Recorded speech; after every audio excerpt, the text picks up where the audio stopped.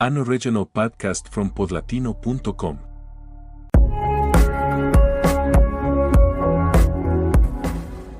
Hershey is a small city in the state of Pennsylvania, in the northeastern United States.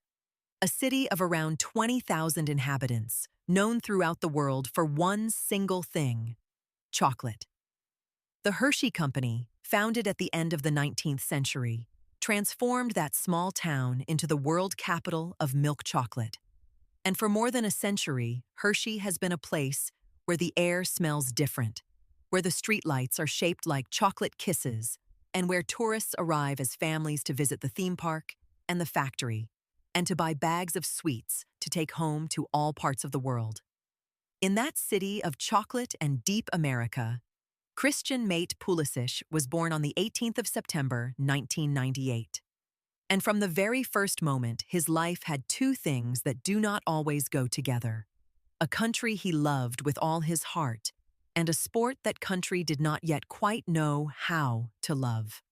Football in the United States is a complicated love story. It is the most widely played sport among American children, with millions of boys and girls playing in youth leagues across the country every weekend. But in popular culture, in the media, in the daily conversation of Americans, football has occupied for decades a secondary place behind American football, baseball, basketball, and ice hockey. It is the sport that immigrants brought with them, the sport of the neighborhoods where English is not always the first language, the sport that Americans play as children, and that many then abandon when the sports the culture considers more important arrive. Christian Pulisic grew up in that context, but he also grew up with something that changed everything: a family that truly understood football. His father, Mark Pulisic, had played semi-professional football in the United States and in Europe. He knew the game, loved it, and recognized in his son from very early on the kind of talent that cannot be manufactured or fully taught, but that appears already formed in certain children, and that only needs the right environment to develop. The Pulisic family built that environment. The first touches, the first movements, the basic understanding of spaces and team play arrived in the family home's backyard, on the artificial grass fields of Pennsylvania's youth leagues, with a father who knew what he was looking at and who also knew that what he was looking at was something uncommon. At 7 years old, Christian was already clearly the best of his age in any youth league he played in. At 10, the family made the first of the great decisions that were going to define his career: moving to Michigan, where his father had a job as a coach at the University of Michigan, and enrolling in more advanced development programs. At 13, another even bigger decision. Michigan was no longer enough either. The road led to Europe.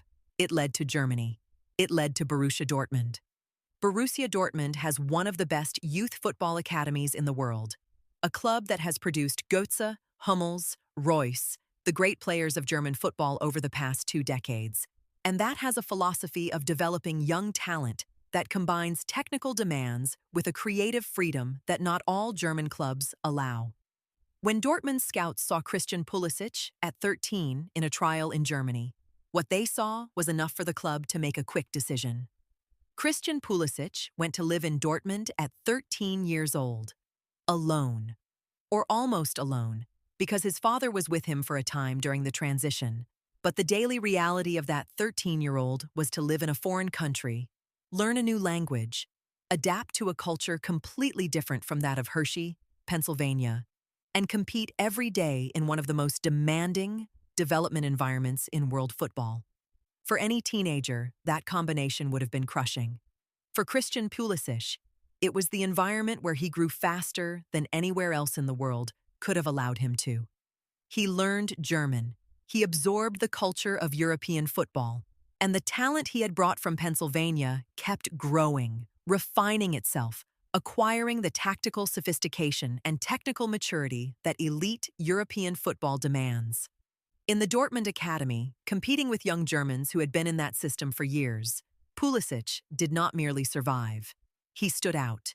He made his Borussia Dortmund first-team debut in January 2016. He was 17 years old.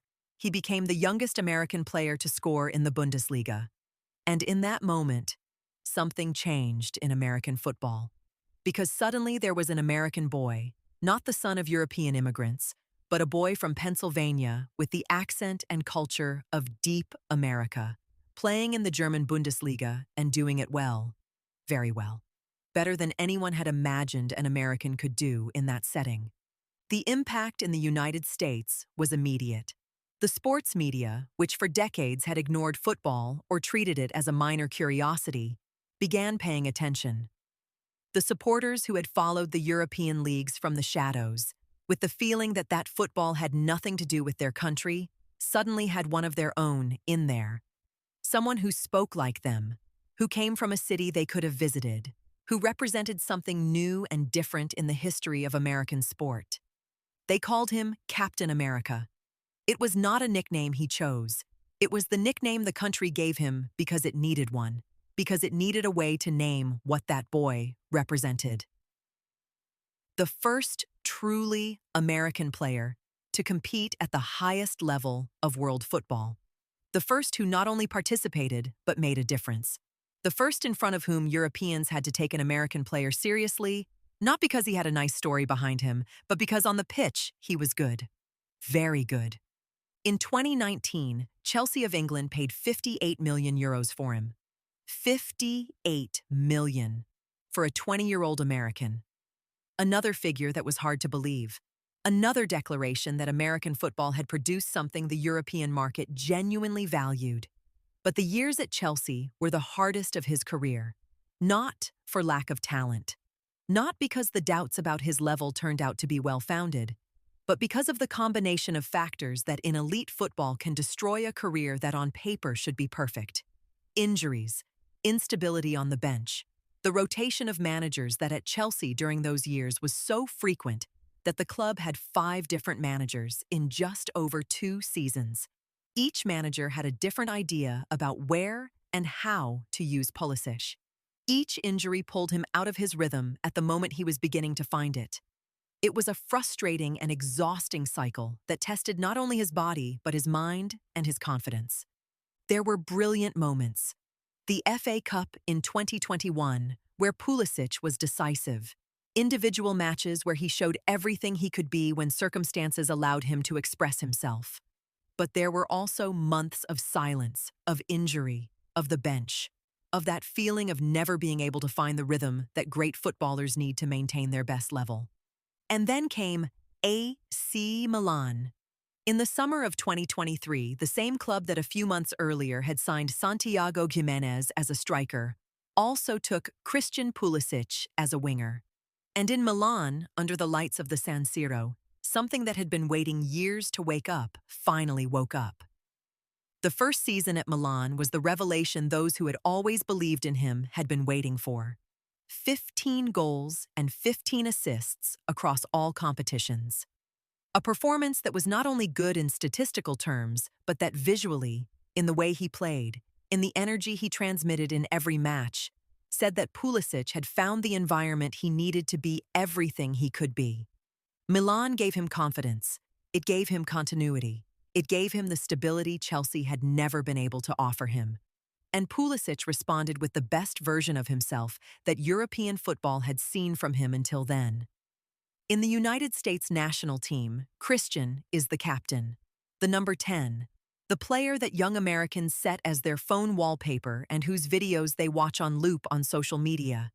He is the bridge between American football and world football, the living proof that that bridge can be built, that a boy from Hershey can arrive at the San Siro and not only survive, but shine. The generation surrounding Pulisic in the American squad is the best that country has ever had. Weston McKennie, Tyler Adams, Gio Reyna, Yunus Musa. Players trained in Europe, accustomed to competing in the Champions League and in the best leagues in the world. A generation that does not carry the inferiority complex the previous one had to bear, that does not arrive at major tournaments with the mentality of participating, but with the mentality of winning. The 2026 World Cup is played at home, in MLS stadiums that in recent years have grown in quality and attendance in a way nobody would have predicted a decade ago. At the MetLife Stadium in New York, at the Rose Bowl in Los Angeles, at AT&T Stadium in Dallas. Before audiences that are no longer only the traditional supporters, but a new generation of Americans for whom football is the favorite sport, the one they followed from childhood, the one that gave them figures like Pulisic to admire. The United States have never gone beyond the quarterfinals in a World Cup, and that was in 2002 in South Korea, in circumstances many consider exceptional. The 2026 World Cup played at home is the opportunity this generation has been waiting for. The opportunity to show that American football has arrived to stay in the conversation of world football. That the most powerful country on the planet can also be powerful in the most popular sport in the world. Christian Pulisic is 27 years old at that tournament. He is at the best moment of his life as a footballer. He has the experience of having played in Germany, England, and Italy. He has the maturity of someone who knows failure and who knows that failure is not the end, but simply the lesson before success. And he has, above all, that spark he always had since he was a boy in Hershey, kicking a ball in his backyard while his father watched and understood that what he was seeing was something American football had never seen before. This is the 10th episode of Legends of the World Cup. We have traveled through 10 countries. We have met 10 players. We have heard 10 stories that are in reality a single story told 10 different ways. The story that talent has no passport. The story that work and sacrifice and love for a game can take someone from anywhere in the world to the biggest stadiums on the planet. The story that football, more than any other sport, has the capacity to make the world seem smaller and more beautiful at the same time. From Rosario to Barcelona, from São Gonçalo to the Santiago Bernabéu, from Bondy to the Stade de France, from Pulheim to Leverkusen, from Funchal to Madrid, from Madrid to Doha, from Lagos to Naples, from Kawasaki to San Sebastian, from Mexico City to Rotterdam, from Hershey to Milan. 10 different roads, one same ball, one same World Cup. See you on the pitch.